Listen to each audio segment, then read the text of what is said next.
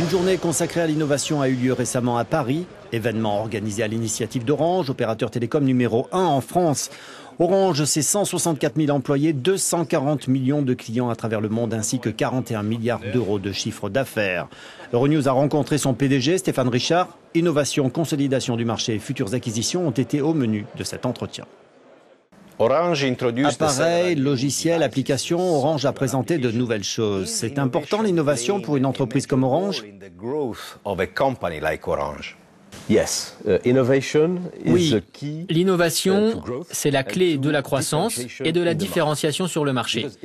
Parce que sur le marché des télécoms, nous nous trouvons pour commencer au cœur de la révolution digitale et nous pouvons y contribuer grandement. Par exemple, sur l'aspect Internet des choses ou au niveau des services liés au cloud, dans les services bancaires mobiles. Mais nous sommes également dans une industrie où l'on a tendance, en fait, à faire du prix le critère de choix pour les consommateurs. Et nous voulons réellement apporter de nouveaux services et innover pour nos clients pour qu'ils soient encore plus satisfaits d'Orange. C'est également un facteur de concurrence entre les différents acteurs du secteur. Clairement, je pense que c'est un facteur de réussite face à la concurrence. En fait, il y a deux principaux facteurs. La qualité des réseaux, qui fait toujours partie des fondamentaux, c'est la raison pour laquelle nous investissons beaucoup dans nos réseaux fixes et mobiles, la 4G, et l'innovation dans les services, dans l'interface utilisateur, dans la relation client, afin d'être véritablement perçus comme différents, comme acteurs différents, partenaires différents, compétitifs en termes de prix, mais qui apportent clairement beaucoup plus. Le marché des télécoms français est très agité comme ailleurs en Europe et dans le monde en fait. Vous aviez dit que 4 opérateurs c'est trop et que le marché français a besoin de se consolider. Ça veut dire que moins de concurrence, c'est mieux ? Moins de concurrence ou davantage de concurrence, ce n'est pas le sujet. Le fait est que nous sommes une industrie qui a énormément besoin d'investissement parce que nous devons connecter le pays avec la fibre, avec la 4G. Donc c'est beaucoup d'investissement. Et qu'il faut toujours trouver l'équilibre entre la concurrence basée sur les prix et les investissements. Je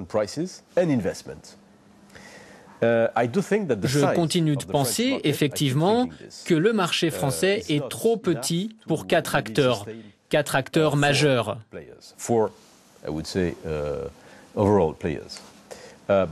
D'ailleurs, l'Allemagne a récemment décidé de passer de 4 à 3. Sur le marché américain, dont la taille équivaut à toute l'Union européenne, il y a 4 opérateurs. La Chine ne compte que 3 opérateurs. Alors expliquez-moi simplement pourquoi 3 opérateurs suffisent en Chine et pourquoi il en faudrait 4 en France. Ce n'est pas logique. Le fait est que je pense qu'en France, comme dans les autres pays d'Europe, les régulateurs sont allés trop loin en essayant d'augmenter le nombre d'acteurs sur le marché et nous connaissons à présent un cycle de consolidation.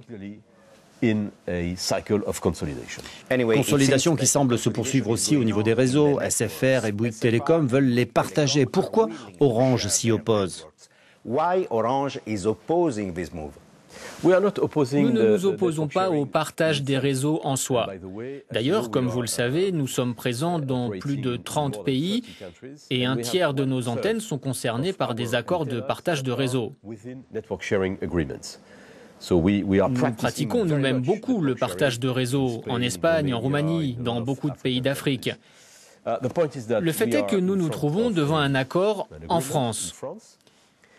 Nous n'y sommes pas opposés sur le principe, mais nous sommes vigilants sur les conditions dans lesquelles cet accord de partage de réseau pourrait être mis en place, en particulier au niveau de l'accès à la 4G, qui est un sujet sensible, et c'est tout.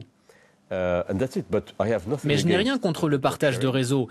Bien entendu, Orange ne se trouve pas dans la meilleure position pour participer à des accords de partage de réseau, parce que nous sommes leaders et que nous avons de loin le meilleur réseau. Nous n'avons donc pas très envie de le partager. Ceci étant dit, ces types d'accords ne sont pas faciles à mettre en œuvre Et je trouve d'ailleurs que SFR et Bouygues se rendent compte que ce n'est pas facile et que cela peut engendrer des problèmes réglementaires. C'est donc tout à fait normal. Nous ne faisons que défendre nos intérêts en portant beaucoup d'attention à l'environnement réglementaire du partage de réseaux. Vous avez fait une offre amicale d'achat à l'opérateur espagnol Jazztel. Doit-on en déduire qu'Orange a une stratégie de leadership en Europe? Oui, clairement. Notre objectif, c'est d'être numéro 1 ou 2 sur les marchés sur lesquels nous sommes présents. Aujourd'hui, en Europe, il faut converger pour devenir leader. Et nous pensons que ce serait très passionnant et très stratégique de nous allier à Jazztel, une entreprise très florissante, parce qu'on va unir les deux exemples de réussite sur le marché espagnol, Orange pour le mobile et Jazztel sur le fixe. Nous allons donc créer une entreprise fantastique qui allie ces deux compétences.